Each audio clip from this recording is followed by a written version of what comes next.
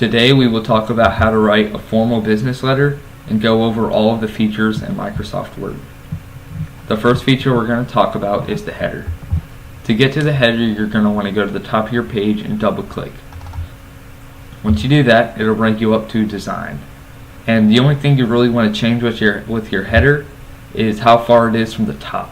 So to change this, you go to header from top, and currently it's set to 0.5, but you can change it to whatever you want. Let's say 2 inches. You type in 2 and hit enter, and it will automatically have your header be 2 inches from the top. We're going to change that back to 0.5 though. To get off it, you're just going to want to double click into the normal space. For margins and page orientation, you're going to want to go to layout.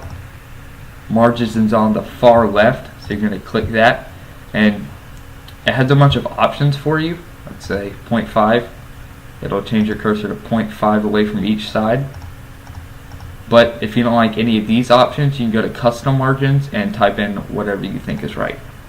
For page orientation, there's only 2 options, but if you're going to write a business letter, you're going to definitely want to be in portrait. For line spacing and justification, you're going to want to go home. Where it says paragraph, you're going to want to go to the bottom right corner to paragraph settings. Click on it. Brings you up to this page. Now you can change your line spacing and your alignment here. An even quicker way to change your alignment though is to go here. Right now it's set to left, so your cursor will be on the left.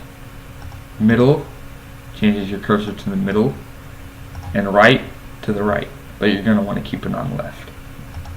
Now for fonts, normally you're going to start out in Calibri, but you can change your font to whatever you want.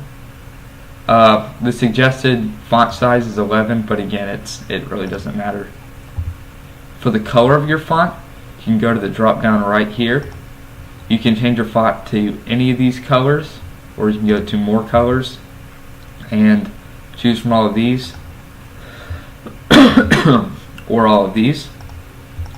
If you misspell a word, like let's say you're trying to spell wonderful but you forget the E, if you go here at the bottom left, you have this little book. You can click on it. It'll bring the word that you spelled wrong, and you can change it to wonderful and click change, and it'll automatically do it for you. If you don't like to do it that way, you can go to review, and it also has the option right here. If you want to insert a picture or a graphic, you're going to want to go to insert. You can do online pictures right here, or you can do pictures that are already saved to your computer. If you want to insert a column, you can go to table, and you can adjust the dimensions of what you're looking for. If you don't like any of these, you can insert your own table or draw one that you like more. Using watermarks, page color, or page borders, you want to go to design.